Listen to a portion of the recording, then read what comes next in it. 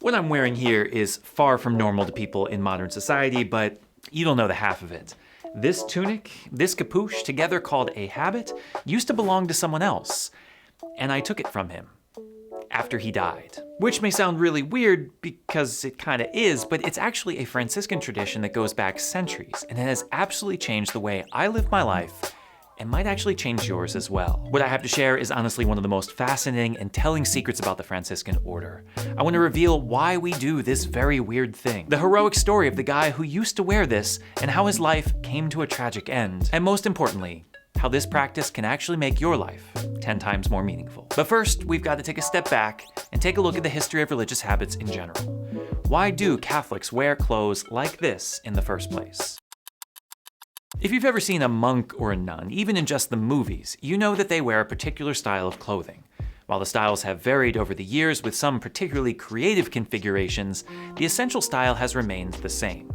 Some form of a full-length tunic, a belt or cord, a hood or outer garment, a scapular over the shoulders, and for women, a veil. From the earliest forms of religious life in the ancient desert to the modified habits of the 20th century, the purpose for this type of clothing has remained the same, with 4 important points. It clearly distinguishes the wearer from the rest of the world, serving as a public witness to the vows they've taken. There is something fundamentally different about their life from the rest of the world, and their clothing should represent this. It provides a clear sense of group identity, unifying those in vows to a strong sense of communion.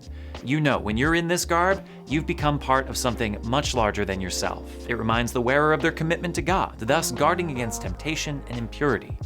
Trust me, it is a lot harder to sin when everyone is looking at you. Not impossible, but much harder. And finally, it is a mark of simplicity. These outfits are not the latest fashion, they are by no means flattering, and they are the same each and every day. Put what on? The last suit you'll ever wear. For Franciscans, this final point is the linchpin of it all. St. Francis was a man who wanted nothing more than to be the least and the lowest. He identified with the poverty of Christ and wanted to be the servant of all. When he founded this way of life, he named his brothers the Friars Minor, or Lesser Brothers, and fashioned a habit to match. Instead of a fancy monastic belt, he tied a rope around himself.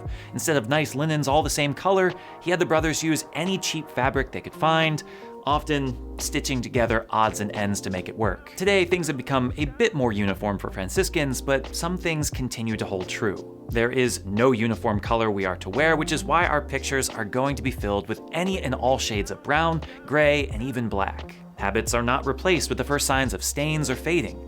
They're patched up, or just worn with the mismatched, stained, frayed, or falling apart fabric. And most important to the question at hand, they are passed down before they are thrown away. When a friar receives his first habit in the Franciscan order, he doesn't get a newly tailored one, pristine and perfectly fitting.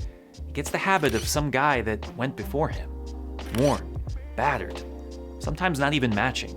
It can be the case that they receive a habit from someone who simply grew out of their old one and needed a new one for some reason, handing it down to another, but in many cases, as was the case with the one I'm wearing, it comes from a friar who lived this life and then passed on to the next. That's right, I'm wearing a dead guy's clothes. Before I wore this habit, it hung in another man's closet. Before I was invested in this holy robe that reminds me of my commitment to God, it reminded another man of his commitment to God. For a Franciscan like me, a brother, a priest consecrated to God, the habit that I wear nearly every day is arguably the most important thing that I own. It defines who I am and what I do. It's something that I wear to major religious ceremonies and to clean the toilets at the homeless shelter. It's what I wear to teach, and it's what I wear to evangelize. It's how my students know me, how the world knows me, how you know me. And yet, it's not even my own. This garment, this intimate mark of my identity in Christ, was someone else's first. Does it even belong to me? The answer to this question, and the key, I think, to our entire Franciscan charism, is no. It doesn't. What I own, what I use, what I for a brief moment call my own, is not my own, because I am called to own nothing. St. Francis used to exhort his brothers with a simple phrase, sine proprio, without appropriation. We are but pilgrims, poor men, that use what we need to survive, but claim nothing as our own. Trust me when I say that when you wear a dead guy's clothes, that point is really driven home. Even this sun-faded, ripped up, dirty old fabric is not mine. It was handed down to me after a man lived and died, just like everything I own will be passed down to others after I am gone. A beautiful, humbling practice, if you ask me, which we'll get back to, because I know it's on your mind because it was on my mind.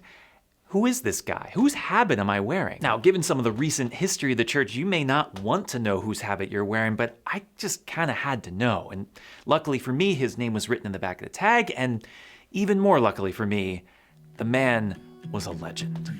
His name was Miles Anthony Glynn. At least, that was his religious name. His baptismal name is a story in itself. In 1924, when he was born, it was the custom of the mother to be excluded from the baptismal ceremony, story for another time. She sent her husband to the church with the intention of naming him Michael after her father, but instead, the priest, get this, named him Sylvester because he was the first child to be baptized in the newly built St. Sylvester Church. Can you just imagine the chutzpah on this priest? No, I'll name your child for you. Even crazier, can you imagine the husband having to go back to the wife? Honey, child's named something else. His religious life began shortly after that at 14 years old when he entered the minor seminary, made first vows at 21, solemn profession at 24, and was ordained a priest at 26. After ordination, he was assigned to St. Bonaventure University, where he spent 1 year, and then was sent to the missions in Brazil, where he lived the rest of his life. For 45 years, he served as a traveling priest, pastor, seminary rector, and professor, winning the hearts of the people he served and inspiring countless men to join the Friars, helping to found schools, convents, and even a new seminary.